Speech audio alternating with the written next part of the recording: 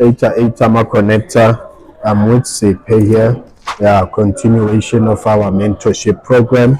We are here. We got some good news to tell you today. I'm sorry if I'm pointing you with a knife. Just preparing this. And thank you for tuning in. Thank you for the love, the support, and everything. So, Sipe, how's it been? It's been good, man. Yes. Can't really complain. Yes. Recently got my driver's license Wow. after how many years of driving with the learners? Yes. We'll be going for off-roading soon because he got his driver's license. And tell them about your hustle, you fixing consoles and all that. Oh yeah. I started this thing where I'm fixing a PS5 controller stick drift. I realized that PS5 controllers have a common problem, stick drift. So I taught myself how to fix it. Then I just got to work, put a post on the vet thing. Currently on my second one.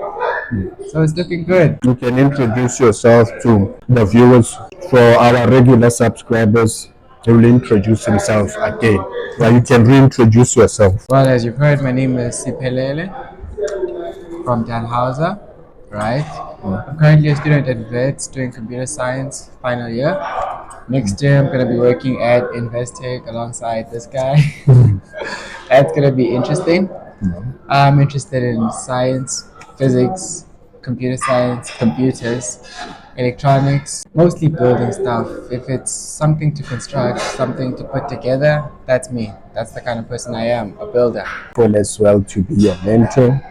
That's a great thing. The reason why I'm saying that because you have a listening ear, know how to move, and you implement most of the things that we are saying here. Same little things that you are doing on your side. It's a positive. What's your favorite programming language or tool? In terms of programming languages, my first language was Python, liked it.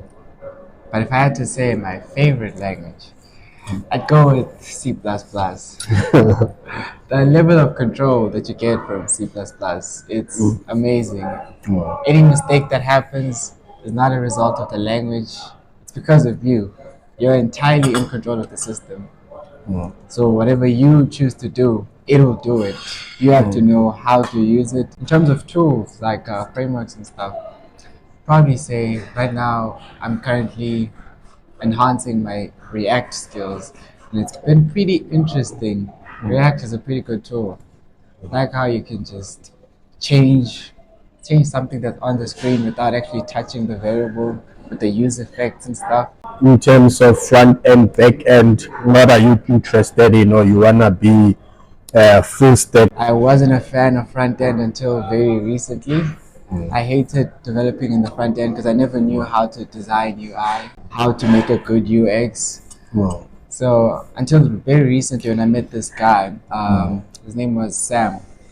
He was guiding me on how to use Canva and what tools you can use, where you can find good UI suggestions. And I fell in love with it. I'm mostly a back-end person.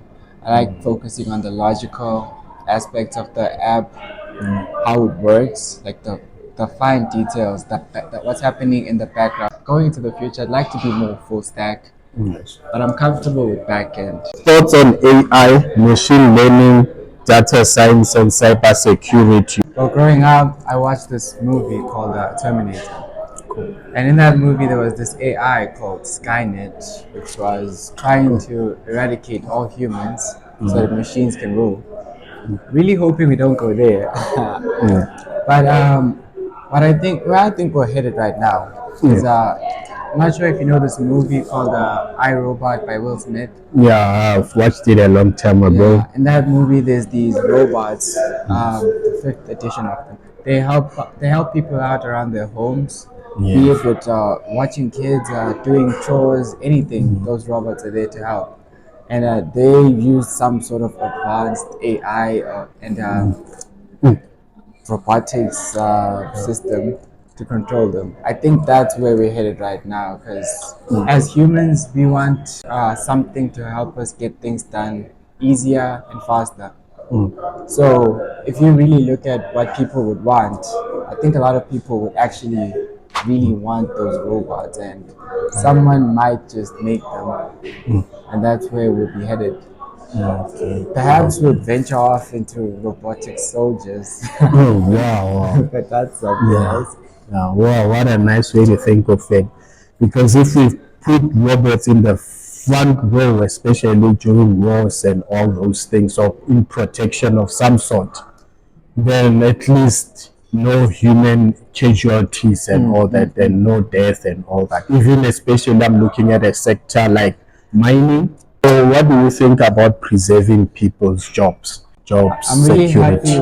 with the labor laws right now because they only allow a certain amount of machines to operate so that they can promote employment. So I'm really happy. I'm really happy with those. AI is gonna consume more jobs, but others will be preserved. And we do have policies, regulations that are preventing such technological advances to wipe away and take livelihoods of individuals. Yes. Thank you to our government, South African government, putting such stringent rules and regulations around this, around AI is not technology. here to replace us. Yeah, it's not here to replace us. So there's this really good platform called StudyTrust. It's like apply one place for a lot of different bursaries. It's like a LinkedIn for bursaries. You apply there, give them your results, give them all your details, and they'll just send it out to different companies. Whoever looks at your profile and is like, okay, this one is pretty interesting, they contact you, you go through to the next process, maybe interviews or whatever the company requires. The name of the organization is StudyTrust. Look at StudyTrust, apply for StudyTrust. StudyTrust bursaries are amazing. The organization has people who take care of you. Every few months, they come to you, they interview you, see how you're doing. If you have any queries, they're always available. You can talk to them, email them.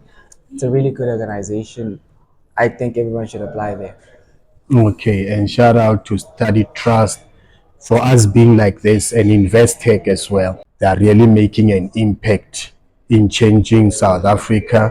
So yeah, you heard the name. I'll put it on the links below so that you apply. Congratulations. Let me give you congratulations. Boom. This one's Tibo touch with these things. Yes.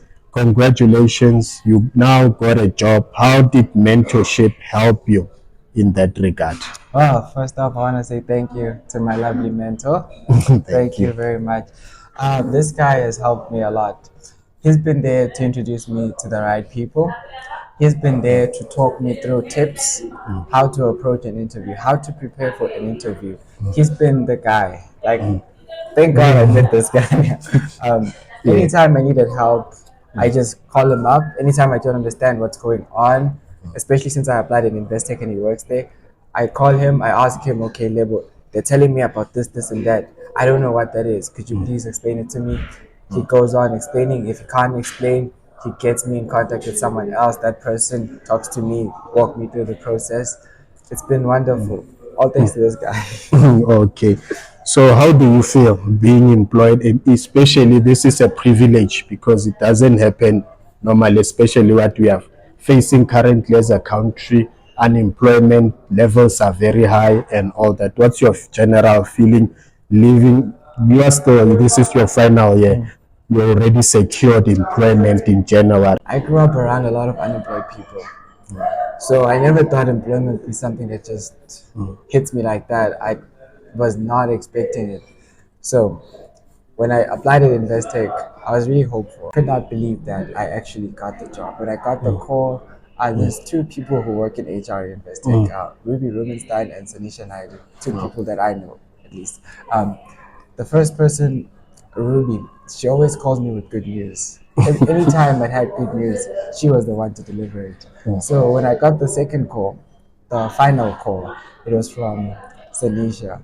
I looked at the phone like Sanisha Naidu is calling. This must be bad news. Then I pick up the phone and she tells me you got in. I couldn't hold it in. I just started screaming. I got in. That was crazy. Wow. It's a real privilege to not have to go through unemployment, and I'm really happy for that. I am feeling a lot of pressure because the guy who works at Investec is such a great guy. He's such a skilled guy. Like Yeah. sometimes I feel like, who am I? Okay. But I really hope I will be able to live up to that expectations, to meet the expectations that they have. Sipe will be here next year. Yeah, you're new. Coming.